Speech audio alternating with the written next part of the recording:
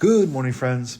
As we've been considering the parable of the tenants this week, we've naturally focused on the point Jesus was driving home to the religious leaders of Israel at that time, that due to their unbelief, judgment was coming. The kingdom of God, which they claimed was theirs by right, that kingdom would be stripped from them, and it would be given to those who would actually produce its fruit. In other words, the kingdom would be given to those who believe and who submit themselves to the king of the kingdom. And so we are naturally pointed to consider the judgment of God against those who have so vigorously and consistently sinned against him. But there's something else worth considering here as well. And this shouldn't take the place of the main point, because the main point is the reality of God's judgment. But at the same time, the only reason that people were permitted to sin against God for such a long time is because God is patient. Consider the parable again. The owner of the vineyard sends his servants to collect his share of the season's produce, which he had every right to do. It's what any owner would have done. And yet the tenants beat and kill the servants that are sent.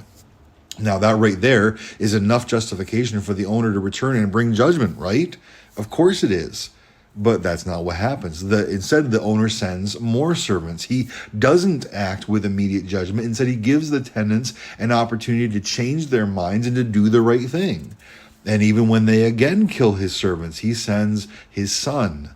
The owner of the vineyard is being incredibly patient, incredibly compassionate, all things considered, to those wicked tenants.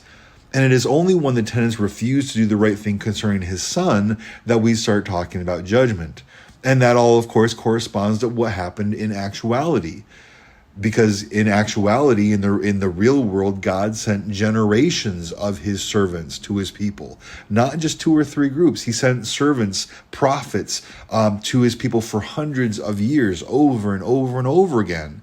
And even then, it was only when after all that he finally sent his son, and only in light of their rejection of the son, that this warning of judgment has now come. You see, in order to justify their rebellion against God, people try to make God out like a tyrant, as if he is someone who flies off the handle instantly, as if God were someone completely unhinged and unreasonable when it comes to his lashing out with judgment. But that's simply not true. God is incredibly patient, and he's demonstrated that throughout human history. Because again, when it comes right down to it, we deserve to die as soon as sin is part of who we are. And guess what? Sin is a fundamental part of who we are from the moment of our conception. So we don't deserve life in any case at all from the beginning. And yet God patiently and graciously gives us our next breath over and over and over again. And he sends his servants in the form of those prophets, and since then the apostles, but also even today in the form of pastors and theologians and missionaries and just other godly men and women that we encounter. And he gives us the heavens and the earth, the nature itself, which broadcasts the reality of his divine power, his eternal power and his divine nature for all to see and perceive. God is so very patient. But then we act as if he is actually capricious and cruel when we hear about the final judgment. But that's just a ridiculous and itself sinful conclusion to make. It's like the teenager who asks every night of the week for permission to go out with friends, and they get permission every night to go out. And this happens for weeks, constantly getting permission to do whatever they want to, whenever they want. And then after weeks of being given permission, there's one night when dad says, "I'm sorry, I'd like you to stay home tonight." And the indignant reply immediately comes back, "You never let me do anything." But that's ridiculous, right? There's nothing farther from the truth. To act like God is a tyrant for the fact and the reality of final judgment, even though he has given every opportunity over and over for people to avoid it, because he is patient.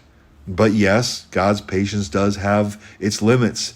And again, it's more than a fair limit. He endures with us. He puts up with our rebellion far longer than anyone could ever ask him to. That's how great his grace and mercy is.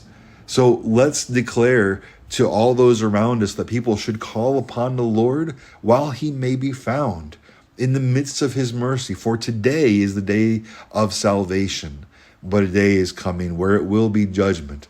But until that day, God is patient, but we don't know when that patience will run out. But when it does, it will be a completely perfect and righteous and just act when God moves in judgment.